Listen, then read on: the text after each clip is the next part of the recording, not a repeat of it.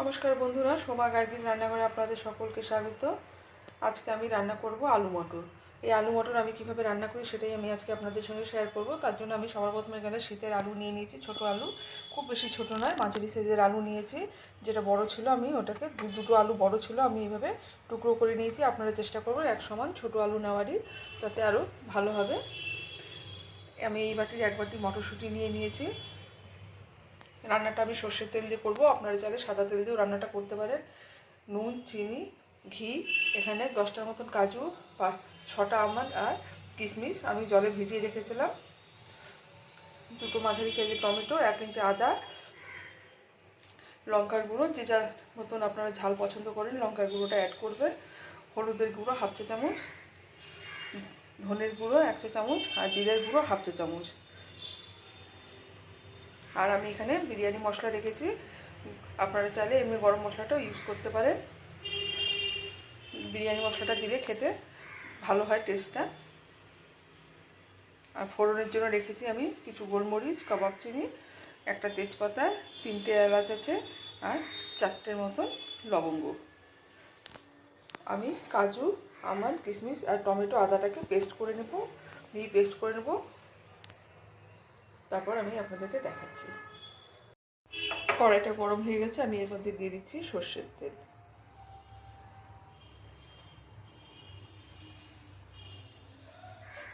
সর্ষের তেলটা একটু ভালো মতন গরম হয়ে গেলে তারপরে আমি এর মধ্যে একটু ঘি দিয়ে দিব। সর্ষের তেল আর ঘি গরম হয়ে গেলে তারপরে আমি আলুটাকে এর মধ্যে দিয়ে ভেজে নেব। তেল গরম হয়ে গেছে, আমি এর মধ্যে সামান্য একটু ঘি দিয়ে দিচ্ছি।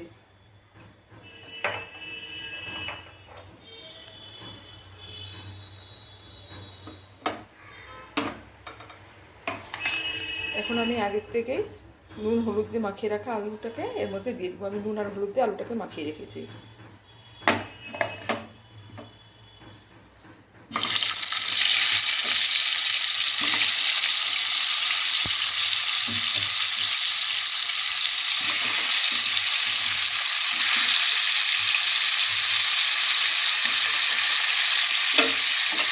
এখানে 1/2 কিলোর মতন আলু আছে, আমি ঢাকা দিয়ে ভালো মতো একটু লাল লাল করে আলুগুলোকে ভেজে নেবো। ঢাকা দিয়ে ভাজলে করে আলুটা অনেকটা সেদ্ধ হয়ে আসবে, তাই জন্য ঢাকা দিয়ে লাল করে আমি আলুটাকে ভেজে নেবো।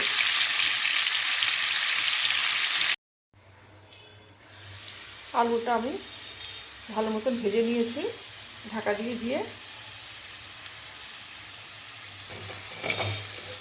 এখন আমি আলুটাকে তুলে রাখবো। আলু ভাজা হয়ে গেছে, আমি আলুটাকে তুলে রেখেছি। এখন আমি এই আলু ভাজা তেলটার মধ্যে দিয়ে দিচ্ছি তেজপাতা, লবঙ্গ, কাবাব চিনি, দারচিনি আর এলাচটা।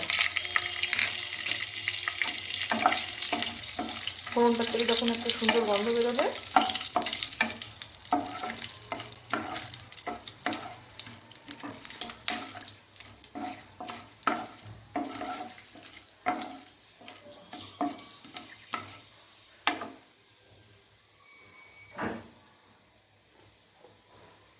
এখন আমি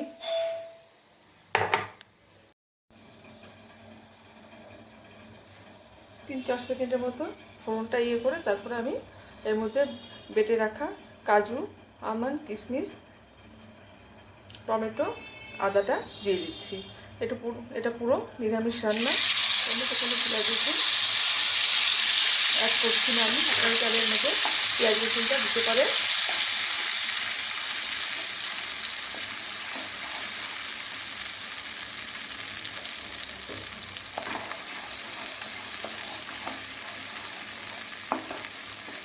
ভালো মতন এটাকে একটু নেড়ে চেড়ে একটু কষিয়ে নিব, তারপর আমি এর মধ্যে গুঁড়ো মশলাগুলো অ্যাড করব। মশলাটা বেশ কিছুক্ষণ একটু নেড়ে চেড়ে নিয়েছি, তারপরে এখন আমি এর মধ্যে দিয়ে দিচ্ছি ধনে, জিরে, লঙ্কার গুঁড়ো আর হলুদের গুঁড়োটা দিয়ে খুব ভালো মতো মশলাটাকে কষিয়ে দেব। দিয়ে দিচ্ছি এই সময়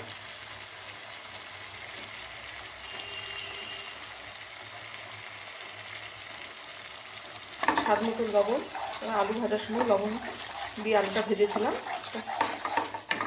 খুব ভালো মতো মশলাটাকে একটু কষিয়ে নেব যতক্ষণ না মশলার কাঁচা গন্ধটা চলে যাচ্ছে। মশলাটার থেকে প্রায় তেল ছেড়ে এসছে। এই সময় আমি দিয়ে দিচ্ছি এর মধ্যে মটরশুঁটিটা।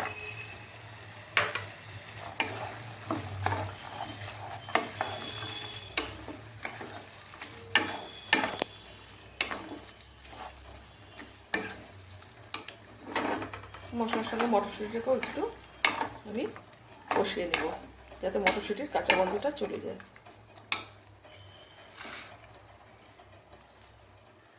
গ্যাসের ফ্লেমটাকে আমি এ সময় মিডিয়ামই রেখেছি। এখন ঢাকা দিয়ে কিছুক্ষণ মটরশুঁটিটাকে মশলার সঙ্গে কষিয়ে নেব।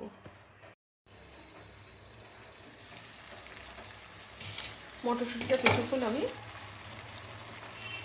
মশলার সঙ্গে কষিয়ে নিয়েছি। আমি কাঁচা মটরশুঁটি দিয়েছি, আপনারা চাইলে একটু ভাপিয়েও নিতে পারেন।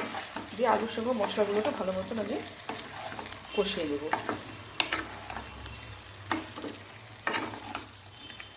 ঢাকা দিয়ে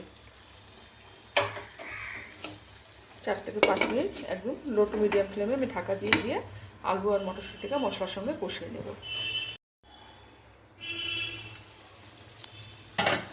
4 থেকে 5 মিনিট আমি মশলার সঙ্গে আলু মটরশুঁটিটাকে আরও কষিয়ে নিয়েছি। এখন আমি এর মধ্যে দিয়ে দিচ্ছি গরম জল।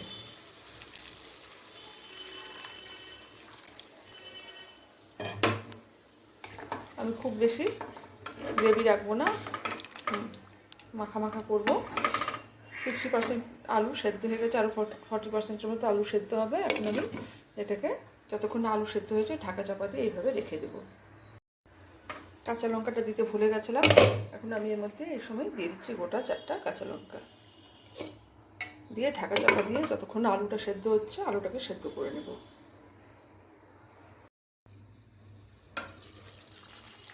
রান্নাটা হয়ে এসছে, আলুও সেদ্ধ হয়ে গেছে, আমি দেখে নিয়েছিলাম। এখন আমি এর মধ্যে একটু চিনি দিয়ে দিচ্ছি। নিরামিষ রান্না যেহেতু একটু মিষ্টি দিলে ভালো লাগে খেতে, তাই চিনিটা অ্যাড করলাম। আপনারা যদি পছন্দ না করেন তাহলে দেবেন না।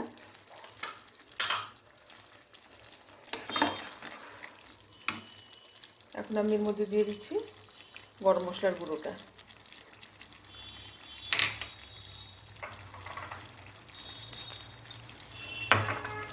আমি যেহেতু ঘিটা আগে দিয়েছিলাম, আমি আর এর মধ্যে ঘি দেবো না। আপনারা চাইলে পরে নামানোর সময় ঘি দিয়ে দিতে পারেন।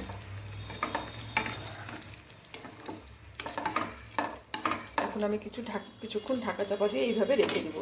এখন গ্যাসটাকে আমি অফ করে দেবো। আলু মটর আমার রান্না করা হয়ে গেছে। আপনারাও বাড়িতে এইভাবে ট্রাই করে দেখতে পারেন। এটা রুটি, পরোটা, লুচি, ফ্রাইড রাইস, পোলাও যে কোনো কিছুর সঙ্গে খুব ভালো লাগে খেতে। আর আমার এই আলু মটরের রেসিপিটা যদি ভালো লাগে তাহলে আমার ভিডিওটিকে লাইক, শেয়ার, সাবস্ক্রাইব করে পাশে থাকা বেল আইকনটিকে প্রেস করে দেবেন। তাহলে আমার নতুন ভিডিওর নোটিফিকেশান সবার প্রথমে আপনাদের কাছে পৌঁছে যাবে। ধন্যবাদ।